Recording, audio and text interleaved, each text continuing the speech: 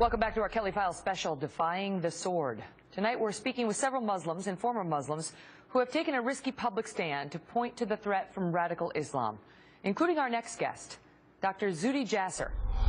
Zuhdi's story starts when his parents, who left Syria in the 1960s, fleeing a repressive regime for the freedom of America. Zuhdi was born in Wisconsin, a devout Muslim brought up in a mosque built by his own family.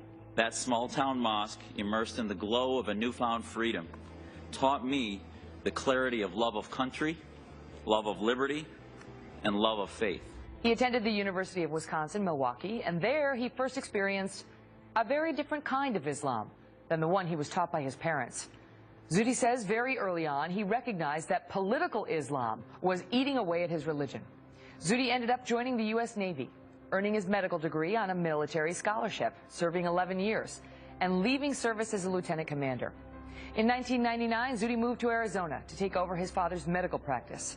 And then 9/11 happened. The murder of thousands at the hands of radical Islamic terrorists compelled Dr. Jasser to act.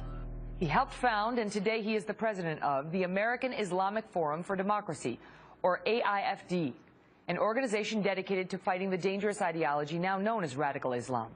The AIFD has become one of the most prominent American Muslim groups in the United States, and it has made Dr. Jasser a target for critics. From Dr. Jasser to come here and act like Muslims are the problem, I think is erroneous. I think people who want to engage in nothing less than Muslim really love you a lot. Despite the backlash, Dr. Jasser has continued sharing his warnings from college lecture halls to the floor of the U.S. Congress. The threat, if anything, is growing with the growth of Islamist radicalism in the Middle East, and we see Islamist parties coming to power. Joining me now, Dr. Zuhdi Jasser, author of The Battle for the Soul of Islam, an American Muslim patriot's fight to save his faith. Doc, good to see you. Thank you very much for being here tonight. And so, you know, Ayaan Hirsi Ali has a message about Islam itself. Is your message about Islam itself, or is it about radical Islam? My message is about the need for reform, about liberty, and about the enemy and getting it right, which is political Islam. So what is political Islam? It's the belief in theocracy, the belief of the identity of the Islamic State. So this problem is huge. I mean, the magnitude, we're talking about movements that include hundreds of millions out of the 1.6 billion Muslims. And as I realized at the University of Wisconsin, my faith is not just a personal journey with God, but it has been inextricably intertwined with the identity of the Islamic State. And if there's anything I learned, and I learned from my parents who were American patriots, is that what America got right was its battle against theocracy, and we Muslims need to go through that same battle. But so just to take a step back, because Ayaan left the Muslim faith. I mean, she is no longer a believer, and she's been through so much. One can hardly blame her. However, you grew up in a different kind of Islam. You were taught different things. And so, you know, for those who are out there believing that all of Islam is radical and would create jihadis, is that true? Do you believe that?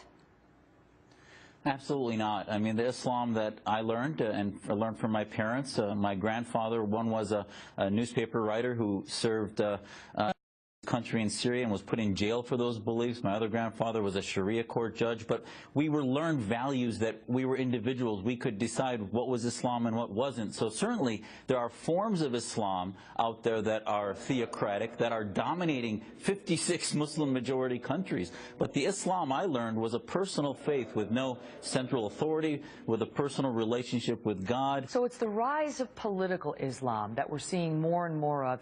Are we seeing that here? I mean, obviously we have some cases, but are we seeing that here domestically, inside the United States? Oh, absolutely. The people that claim to speak for our faith were fertilized and grown and sprouted by the Saudis, by the Qataris and others. So most of the movements that are organized that use Islam as an identity in America started in the 60s with the Muslim Student Association that are what I call Muslim Brotherhood legacy groups. And so, I mean, Ayaan's got a 5-point plan, she says, to reform Islam, and she's been attacked by those, you know, as I mentioned to her, for they say what she's pushing is atheism, if you get rid of the 5 things she wants to get rid of. What do you say is the answer?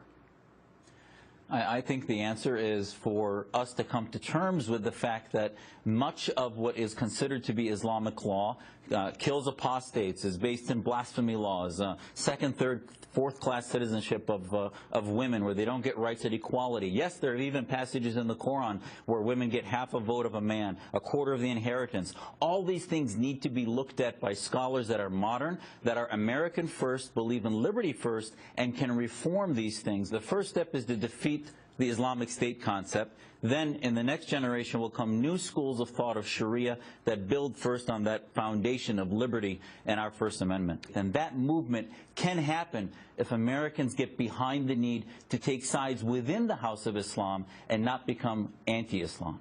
Oh, Zuhdi, always interesting hearing you. Thank you so much. We'll get back to you in a moment as well.